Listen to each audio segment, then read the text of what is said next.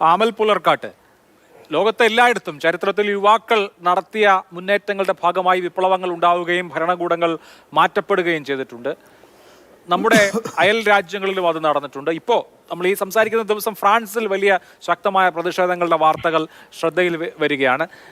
ഇതൊരു യുവജന മുന്നേറ്റമായി. മുമ്പ് നമ്മൾ മുല്ലപ്പൂ വിപ്ലവം കണ്ടിട്ടുണ്ട്. ടുണീഷ്യയിൽ നിന്ന് തുടങ്ങി പല രാജ്യങ്ങളിലും ഭരണമാറ്റം ഉണ്ടാക്കുന്നത്. ചിലയിടത്ത് അത് പോസിറ്റീവായി വന്നു, ചിലയിടത്ത് അത് വീണ്ടും ഏകാധിപത്യ ഭരണകൂടങ്ങളിലേക്ക് മടങ്ങിപ്പോയി. അങ്ങനെയൊക്കെയുള്ള കാര്യങ്ങൾ മുല്ലപ്പൂ വിപ്ലവത്തിന്റെ കാര്യത്തിൽ സംഭവിച്ചു. ഈ യുവാക്കളുടെ മുന്നേറ്റം, യുവാക്കളുടെ മുന്നോട്ട് വരവ്, അവരുടെ സമര സജ്ജത, അത് ഇന്ത്യയിലും പ്രതിഫലിക്കുമെന്ന് താങ്കൾ വിശ്വസിക്കുന്നുണ്ടോ?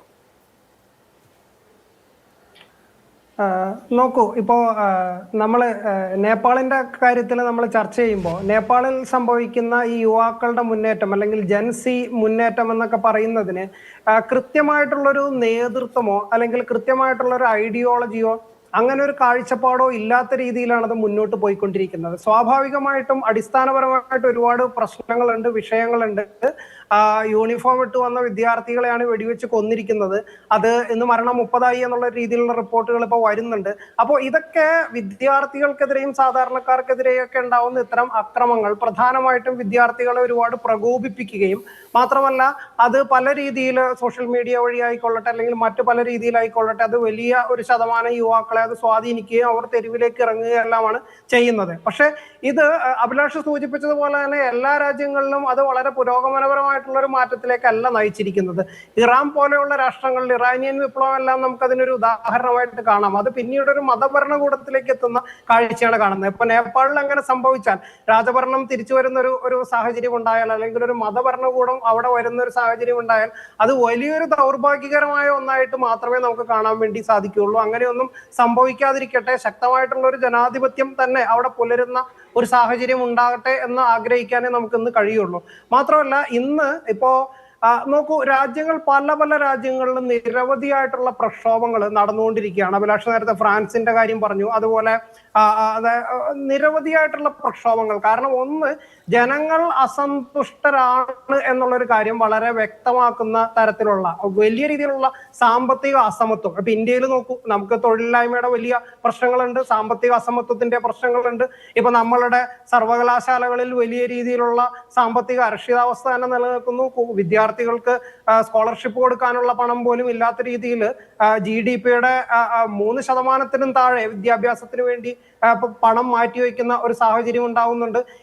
ഇത്തരത്തിലുള്ള ഒരു വലിയൊരു ക്രൈസിസ് നമ്മൾ നോക്കൂ. ഇന്ന് പ്രൈവറ്റ് യൂണിവേഴ്സിറ്റികളുടെ എല്ലാം വലിയൊരു ഗ്രോത്ത് നമ്മളുടെ രാജ്യത്ത് കാണാൻ വേണ്ടി കഴിയും. അവിടെ അവർ വലിയ രീതിയിൽ ഫണ്ട് ഒഴുക്കിയാണ് അവർ മുന്നോട്ട് വരുന്നത്. അപ്പോൾ അതുപോലെ തന്നെ ഇപ്പോ അംബാനിയുടെ മകന്റെ വിവാഹം എല്ലാം വലിയ രീതിയിൽ നമ്മൾ ചർച്ച ചെയ്തു. അപ്പോൾ ഇങ്ങനെയുള്ള വലിയ സംഭവങ്ങളോട് ഒരു ഭാഗത്ത് നടക്കുകയും മറുഭാഗത്ത് വിദ്യാർത്ഥികൾക്ക് ഫെലോഷിപ്പ് പോലും ലഭിക്കാതിരിക്കുന്ന ഒരു സാഹചര്യം വരുന്നു. വലിയ രീതിയിലുള്ള പ്രശ്നങ്ങൾ വരുന്നു. ഇതിന്റെ ഒരു എഫക്ട് നമ്മളുടെ രാജ്യത്തും ഉണ്ട് എന്നുള്ളത് വളരെ വസ്തുനിഷ്ഠമായിട്ടുള്ള യാഥാർത്ഥ്യമാണ്. അത് നിഷേധിച്ചുകൊണ്ട് നമുക്ക് മുന്നോട്ട് പോകാൻ കഴിയില്ല. അപ്പൊ അതുകൊണ്ട് ഇത് ഒരു പ്രക്ഷോഭത്തിലേക്ക് പല ഘട്ടങ്ങളിലും നയിക്കുകയും അത് പല രീതിയിൽ പല ഇടങ്ങളിൽ, ഞാനിത് ഇന്ത്യയുടെ മാത്രം ഒരു കാര്യമായിട്ട് അല്ല പറയുന്നത്, പക്ഷെ പല ഇടങ്ങളിൽ അത്തരത്തിലുള്ള വലിയ പ്രക്ഷോഭങ്ങൾ ഉയർന്നു വരികയും അത് അടിച്ചമർത്തപ്പെടുകയും അല്ലെങ്കിൽ മറ്റു പല രീതിയിൽ വഴിതിരിച്ചുവിടാനായിട്ടുള്ള ശ്രമങ്ങൾ നടത്തുകയും വലിയ കലാപങ്ങൾക്ക് ഭരണകൂടം തന്നെ ആഹ്വാനം ചെയ്യുകയും നടപ്പാക്കുകയൊക്കെ ചെയ്യുന്ന സാഹചര്യങ്ങൾ പല രീതിയിൽ പല നാടുകളിൽ നിലനിൽക്കുന്നുണ്ട് എന്നുള്ളതാണ്. പക്ഷെ ഇത് വലിയ മാറ്റങ്ങളിലേക്ക് നയിക്കാനായിട്ടുള്ള ഒരു ചാലക ശക്തിയായിട്ട് മാറാനായിട്ടുള്ള ഒരു സാധ്യതയും നമ്മൾക്ക് തള്ളിക്കളയാൻ വേണ്ടി കഴിയില്ല. കാരണം അതാണ് നമ്മളുടെ ഇന്നത്തെ സാഹചര്യം. കാരണം ഇന്ന് നേപ്പാളിൽ തന്നെ കാണുന്നത് വലിയ രീതിയിലുള്ള സാമ്പത്തികമായിട്ടുള്ള ഒരു തകർച്ച വരികയും അത് പിന്നീട് ഒരു സാമൂഹികമായിട്ടുള്ള ഒരു തകർച്ചയിലേക്ക് അത് എത്തുകയും ചെയ്യുന്ന ഒരു കാഴ്ചയാണ്.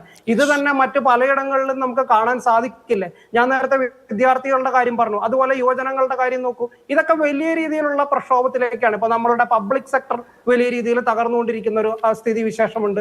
വലിയ രീതിയിൽ പ്രൈവറ്റൈസേഷൻ വരുന്നു, നമ്മൾക്ക് തൊഴിലില്ലായ്മ വരുന്നു, അങ്ങനെ നിരവധിയായിട്ടുള്ള പ്രശ്നങ്ങൾ വരുന്നു. അപ്പോ ഇതൊക്കെ ഭരണകൂടം കൃത്യമായിട്ടുള്ള രീതിയിൽ അഭിസംബോധന ചെയ്തില്ലെങ്കിൽ അത് വലിയ പ്രശ്നത്തിലേക്ക് തന്നെയായിരിക്കും മുന്നോട്ട് പോവുകയെന്നും അത് ജനാധിപത്യത്തെ വലിയ രീതിയിൽ ചോദ്യം ചെയ്യുകയും അതുപോലെ തന്നെ ഈ ജനാധിപത്യത്തിൽ വലിയൊരു അട്ടിമറി നടക്കുകയും വളരെ കരുത്തർ എന്ന് പലപ്പോഴും വിചാരിക്കുന്ന പലരും വലിയ അട്ടിമറിയെ തന്നെ അഭിമുഖീകരിക്കേണ്ടി വരികയും വലിയ ഭരണമാറ്റത്തിലേക്കുള്ള ചാലകശക്തിയായിട്ട് മാറാനായിട്ടുള്ള കൃത്യമായിട്ടുള്ള സാധ്യതകളൊക്കെ ഉണ്ടാവാനുള്ള സാഹചര്യങ്ങളും ഉണ്ട് എന്ന് തന്നെയാണ് എനിക്ക് പറയാനുള്ളത്. തീർച്ചയായിട്ടും എന്തായാലും അനുരണനങ്ങൾ എവിടെയും പ്രതീക്ഷിക്കാം.